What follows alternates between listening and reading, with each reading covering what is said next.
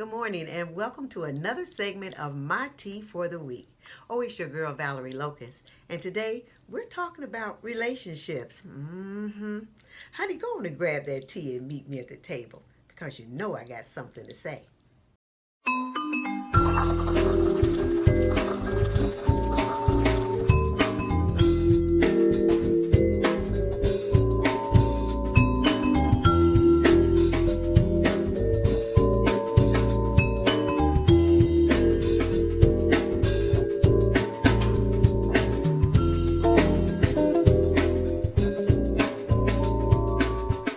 You see, relationships can be a beautiful thing. That's right.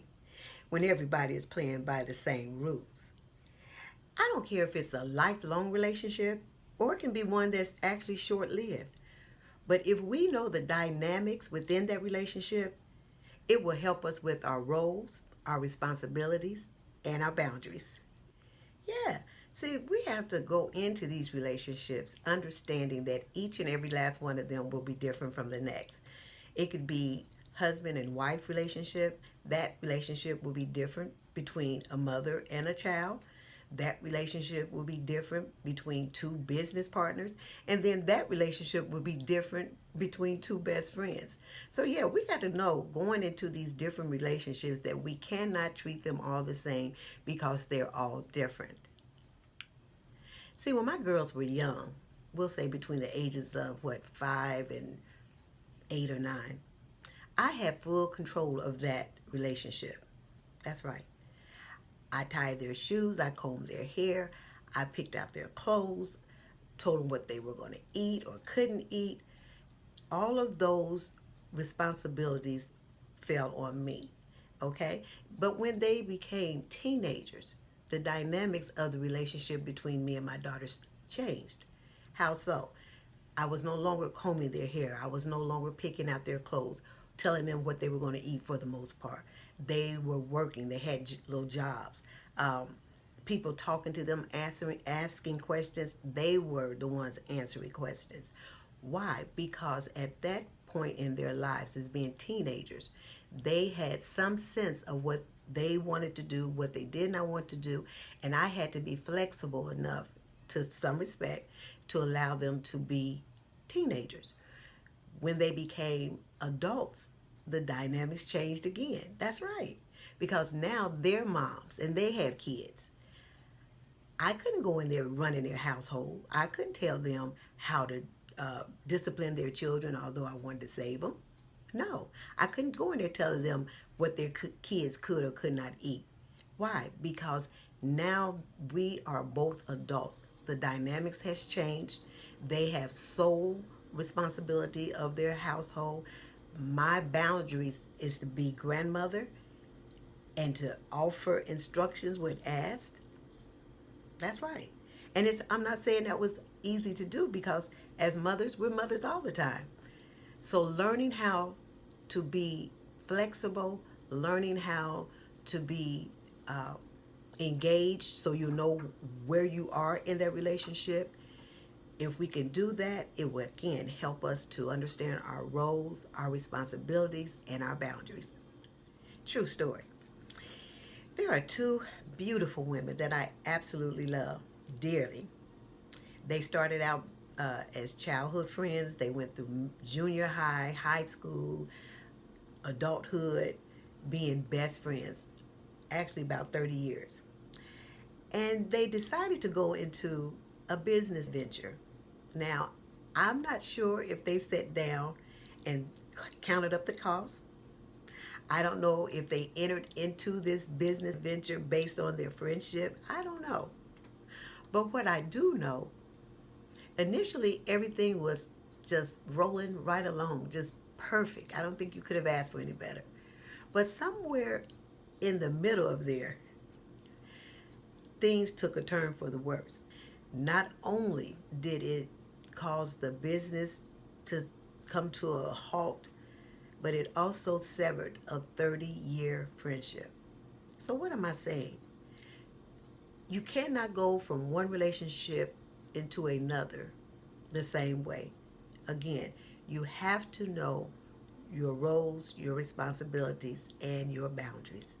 So, what are some of the things that happen when we actually fail to understand that all relationships are different and that each relationship has its own set of dynamics, which is responsibilities, roles, and boundaries? Number one, communication becomes slim to none. That's right.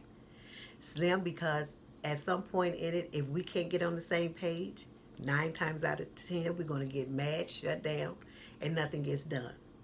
Number two, we end up having unnecessary disagreements. That's right.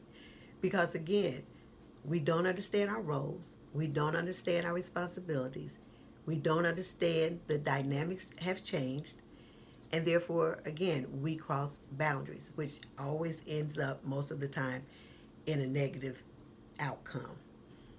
Number three, we can't have trust. That's right. How can we trust each other if we're not communicating? See, you got to be able to learn the person that you're in a relationship with. I don't care what kind of relationship it is. If you don't take the time to learn them, then there's no way you can begin to trust them. That's right. Trust has to be like number one. You got to go into this relationship trusting that you both are going to have a positive outcome. And if that is not happening, I'm sorry. You're probably not having a good relationship. So, Valerie, what are some ways that we can ensure that we will have either a short lived or a long life relationship, but that it'll be flourishing and full to its capacity? Number one, go back to the beginning of this video. Understand that each relationship will be different. Each will have its own set of dynamics, and you cannot treat them the same. In each, you will need to learn your role, responsibility, and your boundary. Number two, open line of communication. That means it has to go both ways. Number three, trust. In order for you to be able to learn to trust, you have to communicate. You have to learn the other person. And once you begin to learn that person, you begin to understand what their buttons are, what causes them to go this way and you go that way. Once you learn that, so that you won't cross that boundary to cause that to happen, everything else can begin to build on that.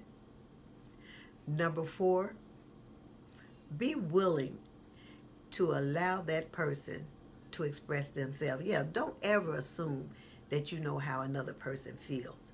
And when they're talking to you, give them that respect to really allow them to know that you are listening to what they're trying to say to you or express themselves to you. And even if it's something that you don't like or might be hard to hear, the two of you together, try to find somewhere in a happy medium where you both can get what you want, so to speak, and keep the relationship growing and moving. And number five, regardless of the relationship you're in, if you've tried and you've tried and you both have tried and tried, and it just seems like that it can't get off the ground, be mature enough to bow out gracefully. Go away, walk away, knowing that you learned something, even if it's not to repeat those same mistakes in your new relationship or your other relationships. But be mature. Go out gracefully, because we all can learn something. So, ladies, as we come to the end of another segment, I just want to say thank you for tuning in today. And I challenge each and every last one of us on this week. Whatever the relationship you find yourself in, whether it's short-lived or lifelong, make the best relationship you can have. Knowing that you've done everything that you can do, I'm sure it will only come out positive, flourishing, and the benefits will be life rewarding. Again, I'm your girl, Valerie Locust. Thanks so much for tuning in. And until next time, cheers to the new and improved you.